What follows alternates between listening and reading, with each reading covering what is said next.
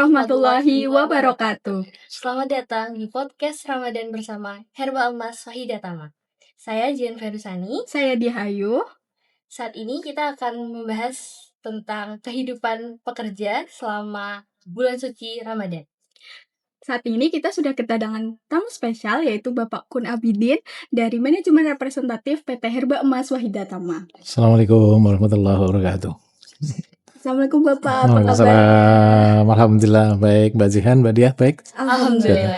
Puasa-puasa ini kelihatan pucat-pucat. Oke. Pak, gimana puasanya Pak? Alhamdulillah lancar, mudah-mudahan bisa sampai selesai dan bisa melaksanakan dengan baik. Mbak Jihan juga Mbak Diah ya. Semangat. Oke. Membahas tentang energi di bulan puasa ini gitu Pak. Pastikan antara kita bekerja sama di rumah itu kan beda gitu Pak. Iya. Kalau Pak Kun sendiri itu gimana sih Pak caranya Pak Kun bisa membagi waktu itu gitu Pak? Sebetulnya puasa itu kan satu ya, bahwa puasa itu kan memang sudah kewajiban ya. Kalau yang usianya 17 tahun berarti sudah 10 kali puasa dan sebagainya. Hanya memindahkan waktu makan saja sebetulnya kan. Ya, memang ada durasi waktu makan yang lebih panjang gitu. Sebetulnya bukan sesuatu yang sulit manakala kita satu diniati, yang kedua bahwa kita memang mencukupkan diri makan tidak berlebih pada saat sahur. Yang ketiga kita betul-betul sudah menyiapkan untuk mengatur bagaimana ritme kerja kita ya tidak berlebihan secara fisik, artinya bukan mengurangi produktivitas karena pada zaman Rasulullah mencontohkan justru peperangan beberapa kali di bulan Ramadan. Artinya ini mengajarkan pada kita bulan Ramadan itu bukan saatnya kita untuk rebahan, bermalas-malasan, tapi justru harus lebih produktif ya. Terutama kayak Mbak Jihan sama Mbak Diah yang masih muda-muda itu. Gitu ya, gitu sih. Lebih kepada bagaimana kita mengatur ritmenya dan bagaimana kita mencukupkan diri untuk membekali pada saat sahur. Insya Allah sih kuatlah itu gitu ya. Pastinya kan ada kendalanya ya Pak pasti. Nah, apa sih Pak kendala yang sering muncul dalam mungkin pembagian energi di kantor selama di kantor sama di rumah itu? Ya, sebenarnya kalau saya lebih suka melihat itu sebagai tantangannya juga bukan kendala ya, karena itu kan memang sesuatu yang bisa kita atasi. Yang ya sebetulnya kan hanya menahan, bagaimana kita menahan haus, bagaimana kita menahan lapar yang biasanya jam 10 kita kalau di kantor ada cemilan gitu ya, jadi enggak langsung di pikiran kita enggak ada cemilan gitu. Itu kan mindset aja kan sebetulnya, tapi kalau sudah 5 hari ke depan insya Allah sudah mulai terbiasa dengan itu. Terus yang kedua, sebetulnya puasa kan bukan hanya masalah lapar dan haus. Nah, tantangan yang paling berat ini sebetulnya ini. Tantangan bagi orang puasa itu pada saat kita bagaimana kita bisa mengendalikan amarah kita. Pada saat kita di pressure pekerjaan yang harus selesai, sementara tim kita tidak semuanya selalu sinkron kan. Kadang-kadang ada yang maunya kita seperti ini, ternyata itu tidak terjadi. Nah, ini yang sebenarnya jadi masalah yang paling berat. Tapi kan kita kembalikan lagi bahwa pekerjaan ini adalah sesuatu yang kita akan terus ketemu, dan mereka ya tim kita itu kan teman-teman kita. Artinya apa? Bisa jadi memang teman kita sedang punya masalah juga sehingga tidak bisa sesuai dengan harapan kita, dan kita yakini tidak semua orang kan memang punya pemikiran yang sama. Bisa jadi kita yang salah dalam mengkomunikasikan. Mungkin instruksi kita, penyampaian kita itu tidak bisa langsung ditangkap seperti apa yang diharapkan, sehingga terjadi perbedaan atau gap ya antara yang kita maui dengan apa yang terjadi. Nah, itu yang harus kita sadari. Kalau kita menyadari bahwa ini masalah komunikasi aja kok, semuanya bisa diselesaikan. Apalagi kalau secara pribadi hubungannya baik, insya Allah nggak ada masalah. Yang sering jadi masalah adalah manakala hubungan secara profesionalnya nggak bagus, dalam kerja tim nggak bagus, sehingga masalah kecil pun bisa menjadi masalah yang besar gitu. Di dunia kerja kan sesuatu yang wajar, apalagi kalau di dunia swasta ya, yang memang ritmenya lebih kenceng. Dan kebetulan saya kan di manufaktur ya, yang terjadinya jelas menjelang akhir Ramadan justru sudah mempertimbangkan nanti kan ada 7 hari yang libur yang itu harus dijamak di depan gitu. Gitu Mbak Dia, Mbak Jihan ya.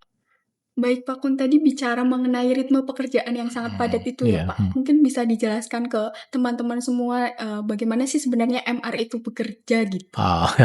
Ya, jadi manajemen representatif atau sering disebut MR ya, singkatnya itu adalah satu bagian dari fungsi dalam satu perusahaan atau suatu organisasi, baik itu organisasi manufaktur, jasa maupun apapun, yang ini adalah memang mengawasi dan memastikan bahwa sistem dalam sebuah perusahaan itu bisa berjalan dengan baik. Apa yang diimplementasikan itu betul-betul bisa berjalan dengan baik. Kalau kita bicara pada satu organisasi atau kalau di dunia manajemen kan itu ada 4M gitu ya Mbak Jihan, mungkin ingat kalau di zaman kuliah. Money, Money, passion, method. metode ya, oke. Kalau di dunia manufaktur gitu kan, ada materialnya, ada manusianya, ada mesinnya, ada metodenya. Lah kalau MR ini, kalau bicara secara organisasi yang besar, kita lebih pada bagaimana metode kerja itu dijalankan dengan baik. Atau kita katakanlah karena ini kompleks, sebuah sistem di produksi, sistem di QA, sistem di supply chain dan sebagainya. Ini harus dibuatkan satu prosedur yang bagus, yang betul-betul itu dijalankan dan diimplementasikan dengan baik. Karena satu organisasi itu akan bisa berjalan dengan baik manakala sistemnya itu betul-betul diimplementasikan dengan baik dan didesain dengan baik.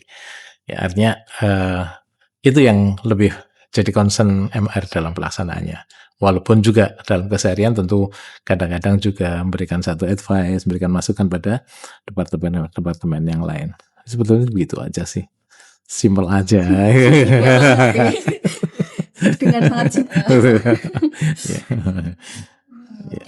Kembali lagi ke pembahasannya tadi ya Oke, Pak, Mbak. mengenai kan mungkin di sini teman-teman banyak yang mungkin belum berkeluarga.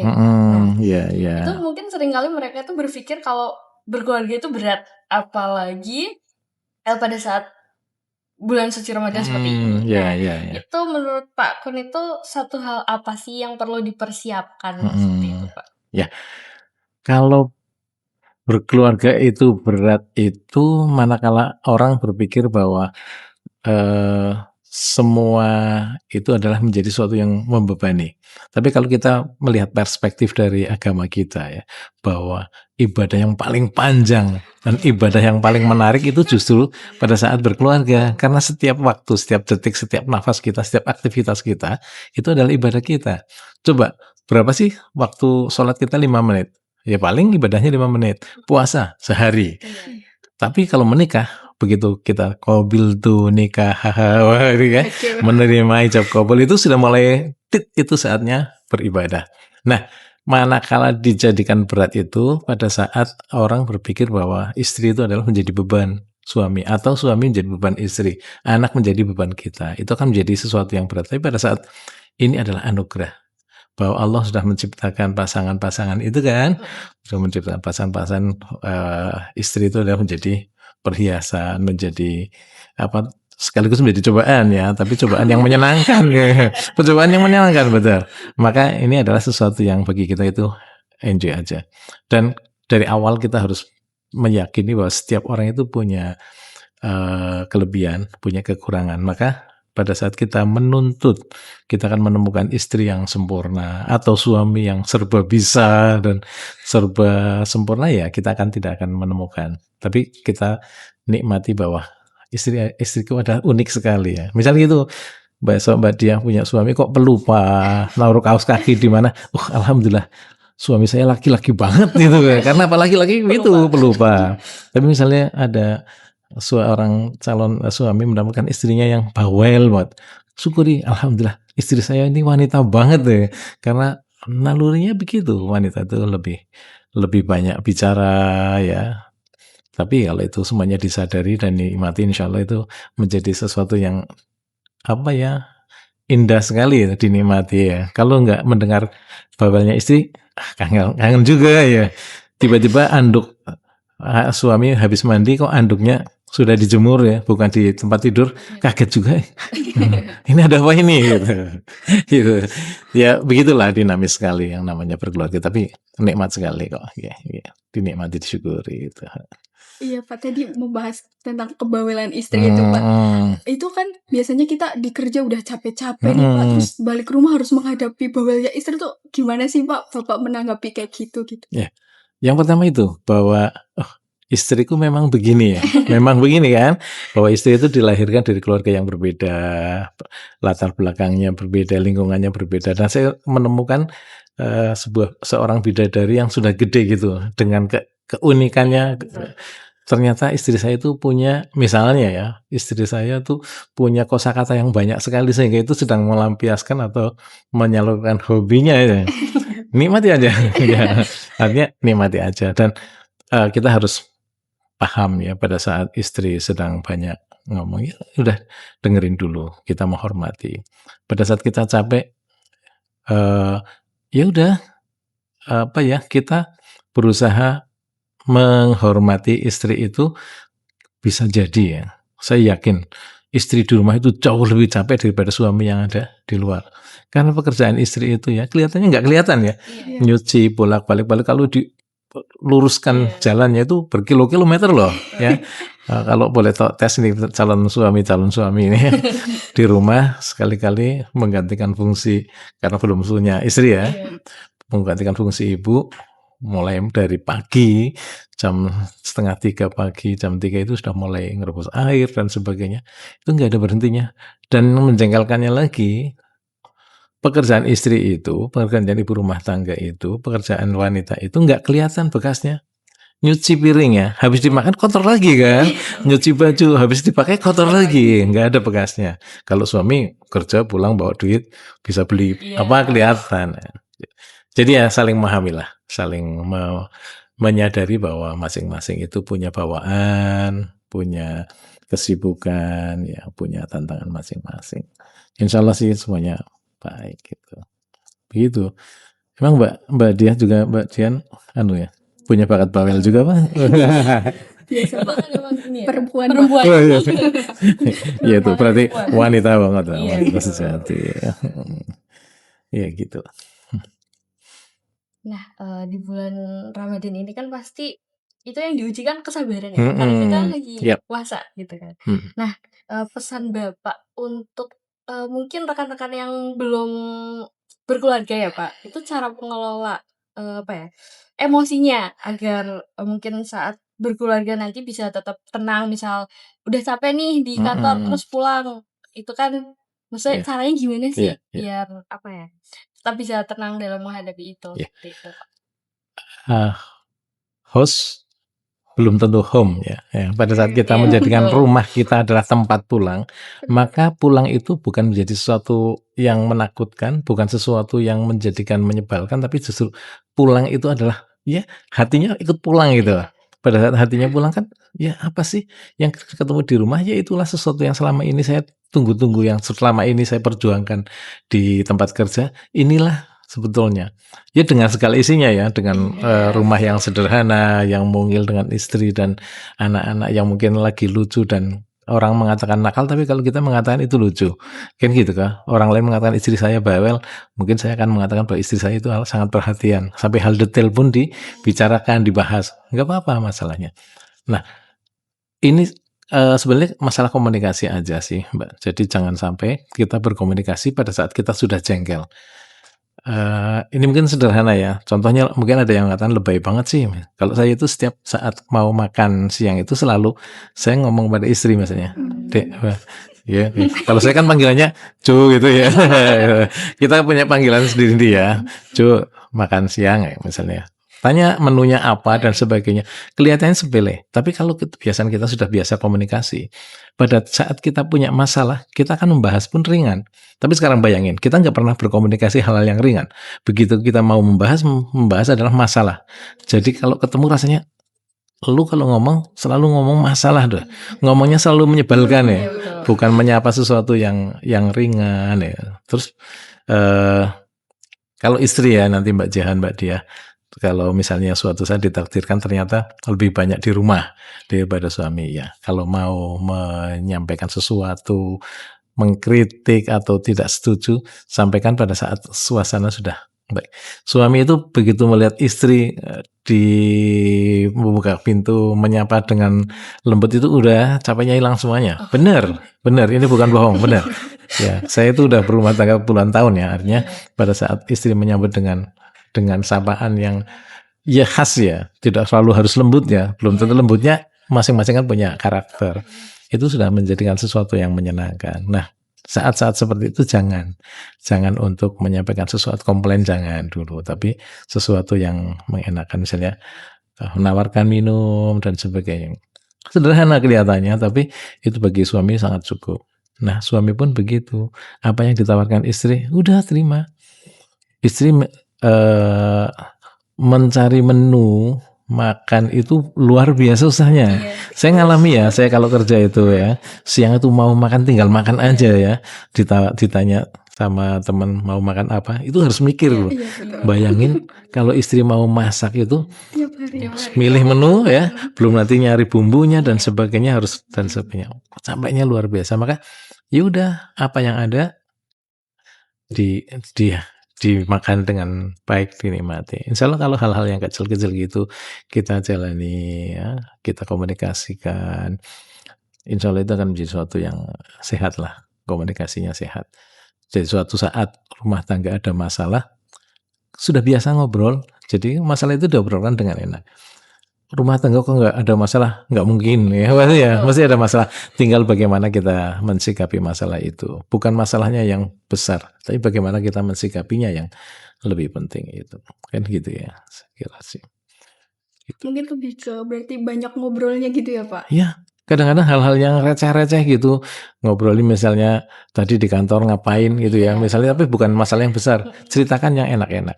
Dan ini penting ya Mbak Jihan. Siapa teman saya itu bergantung saya menceritakan. Kalau saya cerita tentang kejelekan teman-teman, maka suatu saat saya pergi bersama teman-teman, istri akan khawatir. Ini suami saya bareng orang-orang nggak beres misalnya. Tapi kalau saya ceritanya bagus, oh ya cerita temannya bagus, maka suatu saat kita mau pergi ketemu dengan teman-teman kita, orang yang di rumahnya pergi dengan orang-orang baik, dengan orang-orang soleh itu. Alhamdulillah seperti kita itu di ekosistem perusahaan yang sangat baik, sehingga insya Allah keluarga kita itu kan menjadi suatu tenang di rumah ya, yang pada saat di rumah pun tidak terlalu mikir, tapi ada keterbukaan. Mau misalnya contoh mau pulang terlambat, ngabari saya maghrib di kantor ya, karena baru selesai. Jadi saya kurang sepakat dengan ada istilah suami takut istri, enggak ya. Iya, ada yang lain gitu ya. Yang ada adalah suami menghargai istri. Ya. Kita nggak takut kok. Apa takutnya juga ya. Tapi ini nanti istri saya mendengarkan ya. Masih gini, yang ada adalah suami menghargai istri. Jadi bagaimana kita menghargai istri, menempatkan istri sebagai orang yang betul-betul sisihan kita ya. Maka apapun yang kita lakukan istri ya harus tahu, terbuka dan sebagainya. Begitu, sehingga diharapkan rumah tangga itu menjadi sesuatu yang yang terus damai gitu ya, tenang, yang ditinggalkan tenang, yang meninggalkan rumah juga tenang, komunikasi lancar. Apalagi sekarang teknologi udah ya, kalau perlu video call juga ya nggak apa-apa ya. Jangan menganggap bahwa sesuatu yang kita lakukan kepada istri kita, pasangan kita itu sesuatu yang berlebihan. Kalau dilakukan pada orang lain bisa jadi itu berlebihan, tapi kepada istri kita gitu Mbak Jihan. Ayo kapan? Jadi kalau saya kapan ya, jangan ditarget ya. Ya, jangan ditarget. Menghargai itu ya Pak, kadang tuh kayak sebagai perempuan tuh kita emang iya kita dihargai gitu loh. Kayak kadang nggak kelihatan di mata perempuan gitu Pak. Padahal menurut laki-laki tuh itu udah bentuk menghargai. Kadang sebagai perempuan kayak gitu. Inilah uniknya laki-laki ya. Laki-laki itu tidak seekspresif wanita ya. Wanita kalau seneng kelihatan, benci kelihatan, sedih kelihatan. Laki-laki ya gitu-gitu memang cool ya. Bisa betul ya. Kalau ya dari anak-anak kan begitu. Anak-anak laki-laki jarang kan laki-laki tuntunan gitu kan? Iya. Tidak, itu biasa lah, ekspresinya tidak seperti kalau wanita kan mengungkapkannya begitu. Nah ini harus disadari bahwa suami saya itu adalah laki-laki. Artinya jangan berharap nanti sikapnya seperti saya. Pun begitu. Pada saat kita seorang laki-laki melihat istrinya sikapnya seperti itu, menunjukkan ekspresinya, harus kita sadari istri saya perempuan yang memang ekspresif gitu. Kadang-kadang meledak-ledak dan sebagainya. Jadi perhatian seorang suami kepada istri itu kadang-kadang dengan caranya, ada yang hanya dengan memberi senyum atau ada yang dengan touch ya, ya, tapi ada juga yang enggak ya. Kadang-kadang begitu ya, kembali lagi bahwa mereka itu dilahirkan, dihadirkan itu dari tempat yang berbeda, di lingkungan yang berbeda. Tapi ini menjadi penting bahwa ini sesuatu yang dipahami secara global. Laki-laki itu umumnya tidak tidak terlalu ekspresif menunjukkan. Kalau perempuan gitu, Mas sayang sama aku sih enggak sih, gitu kan ya. Maunya gitu kan, maunya sampai kita ngomong, iya iyalah. Kadang-kadang laki-laki jawabnya, kok baru nanya sekarang gitu kan ya. Sudah bertahun-tahun baru nanya sekarang. Tapi ya nggak apa-apa, itulah dinamika. Itu sesuatu yang memang di dalam keluarga menjadi sesuatu indah. Kadang-kadang dari perdebatan kecil gitu menjadi sesuatu guyonan itu. Misalnya, emang kalau nggak sayang kenapa ya? Misalnya itu. Tapi itu kan bentuk kemanjaan seorang istri kepada suami. Nggak apa-apa. Ya. Jadi harus dipahami Mbak Dian nanti ya, Mbak Jihan juga. Itu dia sih Pak, mungkin kayak ketakutan teman-teman yang masih muda tuh pasti kayak gitu, kayak takut nanti kalau misalkan ternyata pasangannya nggak mengerti kita, kayak gitu sih Pak. Mungkin emang dari awal itu apakah langsung saling mengerti gitu? Sebetulnya gini, bahwa kalau di surat An-Nisa ayat 9 itu ya, takutlah orang-orang yang akan suatu saat meninggalkan anak keturunannya itu dalam keadaan lemah ya, yang jika sendiri dikhawatirkan tentang dirinya. Maka bertakwalah dan berbicara dengan benar. Nah, ini menjadi kunci sebetulnya ya, bahwa kita mencari orang itu yang pertama takwa. Mencari orang yang takwa. Yang kedua adalah orang yang berbicara benar, orang yang artinya jujur ya. Nah, ini menjadi kunci. Apapun ya karakternya, pada saat kita kembali lagi pada takwa, muaranya orang bertakwa itu selalu akhlaknya baik, gitu kan? Akhlaknya baik. Orang yang benar itu selalu berkata baik, jujur, terbuka. Benar dalam arti konteksnya itu bukan hanya esensinya, tapi cara menyampaikannya juga dengan benar ya. Artinya karakter apapun pada saat dilandasi dengan ketakwaan ya, itu adalah sesuatu yang pasti akan bisa menjadi sesuatu yang kita saling memahami. Terus yang selanjutnya Mbak, artinya bahwa kita mencari jodoh itu adalah memang dasarnya takwanya dulu, bukan kaya penting. Enggak, iya kan? Ganteng juga penting ya, biar pada saat kondangan juga kelihatan ganteng itu. Tapi ya ketakwaan itu menjadi yang paling penting. Nah, termasuk juga bagaimana kita akan melahirkan keluarga yang menyenangkan kalau dianugerahi anak-anak yang soleh dan soleha. Nah, bagaimana mendidik anak itu sebetulnya mendidik anak bukan pada saat anak sudah gede, enggak. Mendidik anak itu pada saat kita sedang mencari jodoh itu sudah mendidik anak. Karena apa? Sama seperti kita mau menyekolahkan anak, cari guru yang terbaik kan. Sekolahan terbaik, guru yang terbaik. Sama. Guru pertama anak saya itu nanti adalah ibu atau bapak. Maka carilah guru yang terbaik. Artinya mendidik anak itu dimulai sejak kita mencari jodoh. Ya gitu. Mencari atau dicari ya. Ya. Begitulah ya. Pada intinya bahwa Allah akan mempertemukan dengan jodoh yang terbaik, tapi kita boleh kok memilih, menseleksi boleh ya. Makanya doanya yang baik-baik, mencari yang baik ya.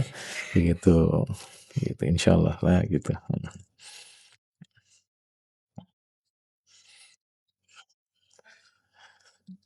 Jadi mungkin kalau menurut saya sih ini Mbak Jihan sama Mbak Diah ini suruh bayangin ya langsung ya, makanya terus bayangkan kalau berkeluarga gimana ya. Nah, kaitannya dengan puasa ini contohnya Mbak. Lakukan sesuatu yang terbaik untuk pasangan kita walaupun secara diam-diam. Contoh kalau saya misalnya kebetulan saya di rumah sendoknya macam-macam ya. Ada yang tipis, ada yang tebal. Kalau saya mau ambil sendok untuk istri, saya carikan yang terbaik gitu. Istri nggak tahu, dan ini pun seandainya tidak mendengarkan nggak tahu tapi saya lakukan itu. Bikin bangun tidur saya selalu biasanya kalau saya duluan ngerebus air untuk mandi. Kebetulan saya belum pakai heater ya, untuk bikin minum. Pada saat membuat kopi walaupun 2, yang saya tuang kopi istri dulu, bukan punya saya. Itu dilakukan di belakang. Saya nggak ngomong bahwa ini kamu saya duluan, enggak. Tapi lakukan aja yang terbaik. Nggak tahu, itu akan menjadi sesuatu yang rasanya bagi yang melayani, ini yang terbaik dari saya gitu loh. Ini yang terbaik buat istri saya. Dan insya Allah itu pun akan menjadi begitu menerimanya.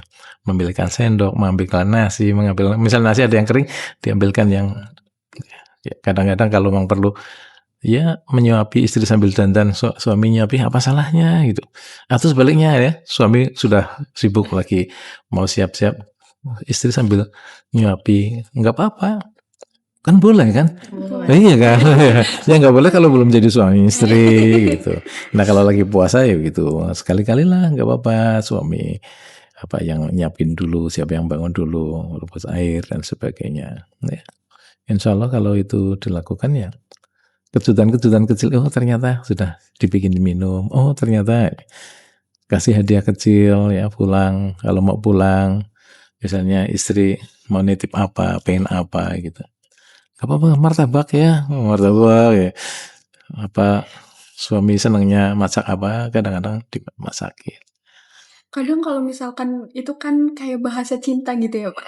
Itu kalau misalkan beda gimana tuh Pak antara bapak dan istri gitu? Apakah gimana cara menyeimbangkannya gitu Pak? Misalkan ternyata bapak udah ngasih makan hal-hal kecil itu, ternyata istri bapak tuh nggak ngerasa gitu. Sebenarnya gimana sih Pak cara biar saling mengertinya gitu loh? Ya itu kembali lagi, kalau kita sudah terbiasa berkomunikasi dari hal-hal yang ringan-ringan, sepele-sepele, nanti kita akan menangkap, oh apa sih yang sebetulnya istri saya suka, apa yang suami saya suka, apa yang tidak suka ya. Nanti kita akan tahu mulai dari warna, dari masakan, dari cara kita ngomong, cara kita jalan, kita akan menemukan oh ternyata ini yang disukai, mana yang enggak. Nah itu yang pertama. Yang kedua, kita lebih give dulu ya, kita beri dulu. Dan karena dasarnya berkeluarga kan pada akhirnya kembali lagi ke ikhlas ya. Yang namanya ikhlas itu ya kita tidak harus mendapatkan imbalan yang seimbang ya, tidak ya. Idealnya memang seimbang, tapi yang namanya ikhlas kan saya melakukan ini adalah sarana ibadah saya di keluarga. Saya akan berikan yang terbaik untuk istri saya. Ya karena Allah aja itu, karena Allah aja. Manakala istri bisa membalas yang lebih baik, ini bonus yang bagus ya. Tapi kalaupun enggak, ya udah, kewajiban saya sebagai seorang suami memberikan yang terbaik pada istri. Pun istri begitu, melayani suami dengan baik, memasak yang terbaik ya, yang terenak versi kita gitu ya. Nah, kalaupun suami kok ternyata seleranya berbeda, kalau itu dikomunikasikan, misalnya, Dek, besok masaknya yang jangan keasinan. Kalau dikomunikasikan kan nggak masalah kan besok. Betul. Tapi kalau yang menjadi masalah adalah kalau tidak dikomunikasikan, tapi dia tiba-tiba melakukan sebuah penolakan. Itu kan menjadi sesuatu yang kadang-kadang mungkin menjadikan ya baper gitu ya, menyakitkan itu. Udah dimasakin nggak dimasak gitu. Iya Pak, karena kan mungkin perempuan hatinya lebih lembut ya Pak. Itu gimana Pak Bapak kalau misalkan tiba-tiba ada hal-hal kayak gitu sih Pak gitu, biar cara komunikasinya betul. Iya. Sebetulnya lembut dan tidak laki-laki pun sebetulnya sama. Cuma dia tidak dimunculkan tidak dimunculkan dan ya agak sedikit mendablek-mendableknya gitu kalau bahasa kita ya mendablek. Tapi kalau ketegaran hati sebetulnya lebih dahsyat perempuan. Benar. Laki-laki itu lebih rapuh ya. Coba sih di rumah sakit ada ibu-ibu yang sakit bisa jadi tidak ditungguin bapaknya, tapi nggak ada menemukan seorang suami sakit tidak ditungguin ibunya ya. Karena apa ya aleman ya kalau suami itu sebetulnya begitu. Nah kalau masalah kelembutan ya memang wanita kan lebih suka mendengar dengan bahasa yang pelan. Ya kalau memang belum disadari karakternya. Ya harus menyesuaikan ya, suami harus apa salahnya ya, Rasulullah aja menyebut nama istrinya dengan panggilan yang baik ya. Aisyah dipanggil dengan ya Humaira gitu ya, misalnya Bajihan manggil suaminya dengan panggilan yang unik, sepanjang itu bahasa yang bukan kasar ya, bagus juga sih. Iya biar unik ya, karena kadang ada yang manggilnya Dedi, ada yang papi, tapi ada yang juga co itu ya. Kok co sih ya boco gitu ya. Tapi ya nggak apa-apa kalau memang itu. Yang penting kesepakatan ya, bahwa kalimat ini adalah sesuatu yang bagi saya menyenangkan. Oke, sepakati aja. Panggil mami, panggil papi, panggil mama, mae, boke dan sebagainya ya, tidak masalah ya. Tapi sesuatu yang menyenangkan ya. Begitu sih. Jadi menurut saya sih bagaimana kita bisa masuk rumah itu dalam kondisi yang sudah betul-betul sudah tidak membawa emosi, kecapean di pekerjaan, masalah-masalah di pekerjaan itu jangan dibawa ke rumah emosinya ya. Kalau pemikiran laki-laki itu mesti sambil mikir sambil di rumah ya sambil mikir pekerjaan juga gitu ya. Tapi emosinya jangan, rasanya jangan, capeknya jangan. Yang udah di rumah itu dinikmati aja, ketemu istri, ketemu anak, cerita yang menyenangkan aja gitu. Kadang-kadang hal yang ya sepele lah, di jalan ketemu apa itu, apa ya ada kuda, sing aja kuda lah, ada jaran lanang ya. Ada jaran lanang, ya sing jaran wadonnya ana gitu. Ya gitu. Ya hal yang gitulah. Ini tampaknya Mbak Jihan sama Mbak Dia mau segera ya. Mudah-mudahan. Oke. Mungkin tadi udah bahas yang berat dikit ya Pak, kayak udah dari apa namanya? Kalau ibaratnya pengalaman Bapak gitu dalam berumah tangga, mungkin ada tips kecil nggak sih Pak buat teman-teman yang belum berkeluarga gitu, biar mereka cara memilihnya gimana, biar mungkin cara berkomunikasinya gimana, biar nanti bisa long last gitu dengan mereka atau seperti itu. Yang pertama, tak kenal maka ta'aruf. Ya, artinya kalau untuk memahami seorang itu kita berhak kok mengenal. Tapi yang jelas ya sebenarnya itu bukan tips saya, ini tips Rasulullah SAW. Pada saat kita memilih seorang pasangan ya, itu kan dari agamanya ya, dari keturunannya ya, dari hartanya ya dan sebagainya. Maka yang dipilih adalah agamanya. Ya tadi selaras dengan yang An-Nisa ayat 9 itu kan artinya berarti ketakwaan yang kita pilih itu dulu. Karena orang takwa itu tangguh. Pada saat dia berjaya, dia itu tidak lupa daratan dan tidak lupa dengan rumah tangganya ya yang telah dibangun bersama-sama. Pada saat dia dalam kondisi yang jatuh pun dia menunjukkan kesabarannya, bisa memberikan sebuah rasa nyaman bagi keluarganya bahwa ini adalah sebuah ujian atau sebuah kondisi yang harus kita terima bersama. Maka ketakwaan itu menjadi yang pertama. Terus yang selanjutnya, di dalam Islam kan nggak ada pacaran sebelum menikah ya, artinya untuk saling mengenal ya. Kadang-kadang kalau kita misalnya kita kepingin banget deket-deket, langsung kembalikan tanya, kalau saya jadian sama dia terus mau ngapain? Kalau ditanya kan ya nggak mau ngapa-ngapain lah. Kalau nggak mau ngapain ini udah nanti aja kalau sudah menikah itu. Terus yang ketiga, pada saat kita belum menemukan yang sesuai, maka yakini bahwa Allah itu sedang menyiapkan yang terbaik. Kadang-kadang pada saat kita sudah buntu sekali, baru Allah menunjukkan pertolongannya. Pada saat Nabi Musa dibelahkan lautnya oleh Allah itu, pada saat sudah tidak ada jalan lain kan, sudah kepepet hitungan kalkulasi manusia, sudah habis ya. Tapi ternyata Allah memberikan pertolongannya pada detik-detik itu.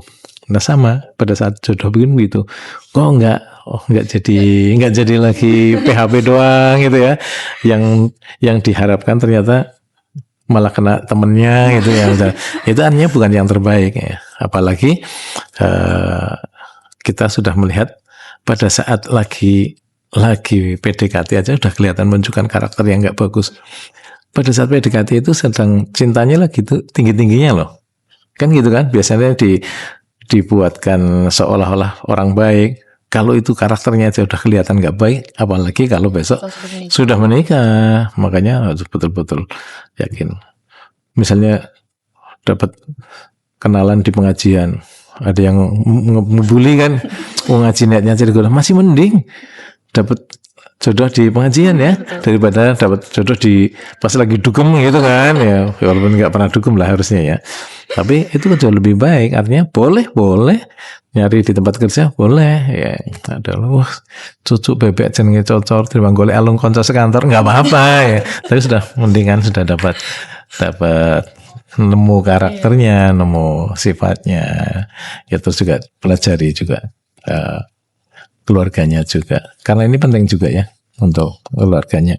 Bukan masalah kita nyari keluarga yang kaya, bukan, tapi bibit bobot dan sebagainya itu memang salah satu yang akan menentukan pada saat mereka dihadirkan di dunia ini oleh Allah dan dianugerahi oleh orang tua yang baik pendidikannya, agamanya, maka itu akan menjadi sesuatu yang membekas.